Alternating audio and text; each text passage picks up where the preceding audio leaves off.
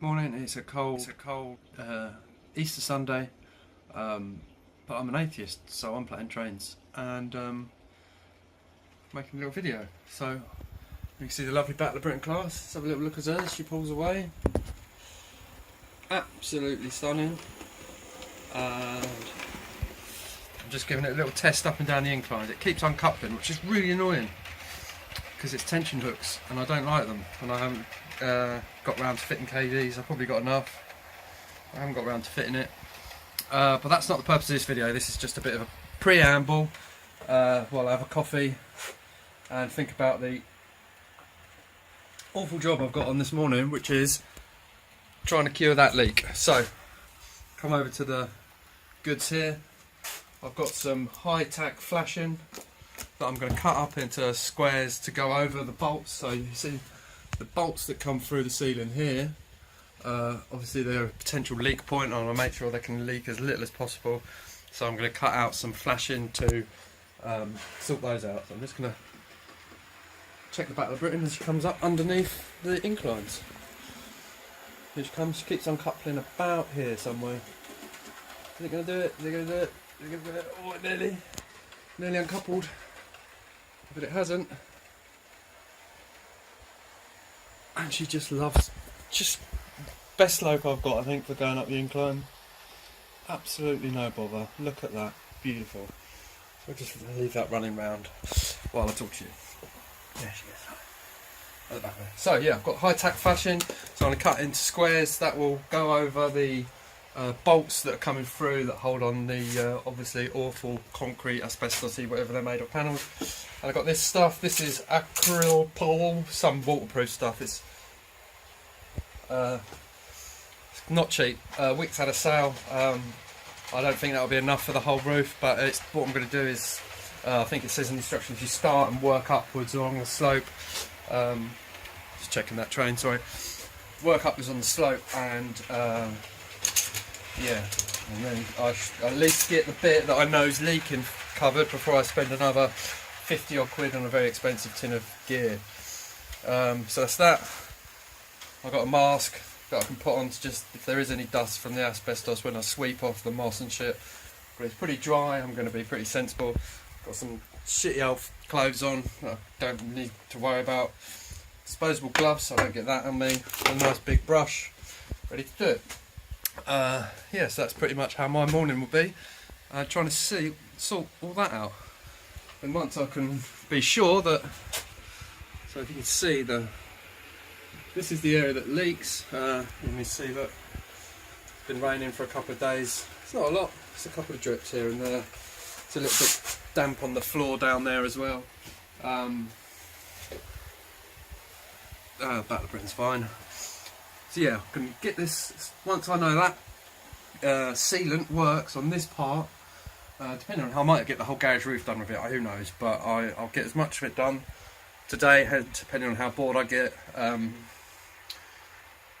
then wait and see if it solves the problem. If it solves the problem, job's good. I can then rip the rest of the ceiling down that's damaged. So there's some, that's all plasterboard ceiling, that's blown, you can see that's mouldy, that's got to come down.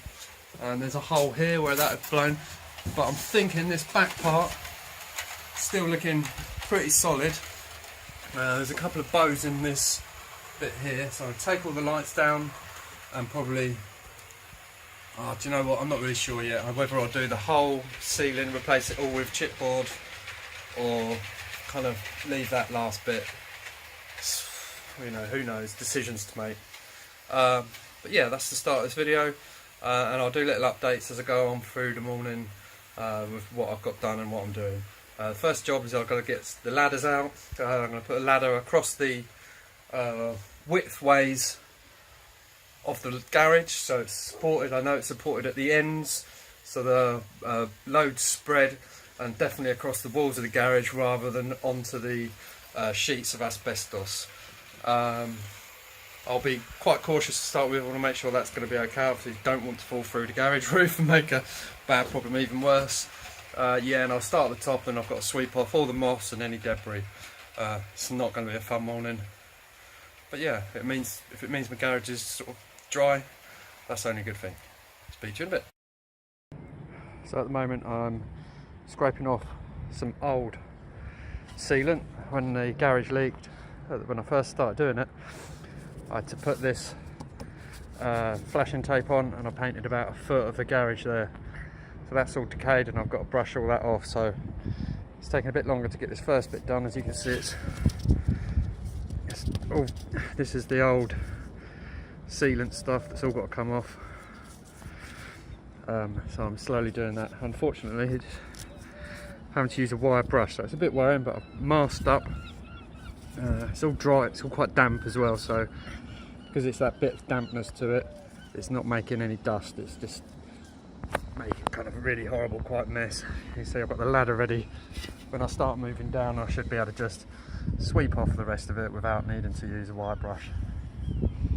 Yeah, so I've got about halfway.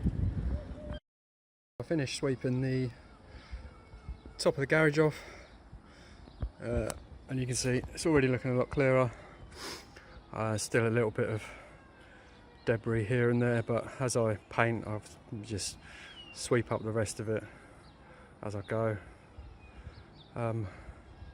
Yes, don't know how long that's taken, quite a while. It's not the most easy thing crawling across that ladder, but as you can see, I'm now ready to paint it. Paint is actually can go on in damp, I think it can go on in wet conditions, so I'm tempted to leave it to dry. I'm going to have a cup of coffee and think about that, like let it dry out a little bit more. But to be honest, I'd really quite like to get the bottom bit done and sealed and see how that works. So I decided to go straight in with the paint, and let me just show you, look, that has got all sorts of fibres in it. I'll show you a bit of it going on, because I think if you've got a roof like this and you're worried about leakage, you can be sure this stuff has got some clout to it.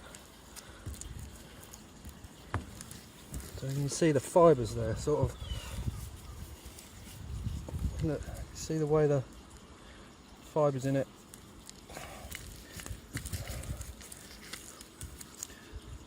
go onto the surface.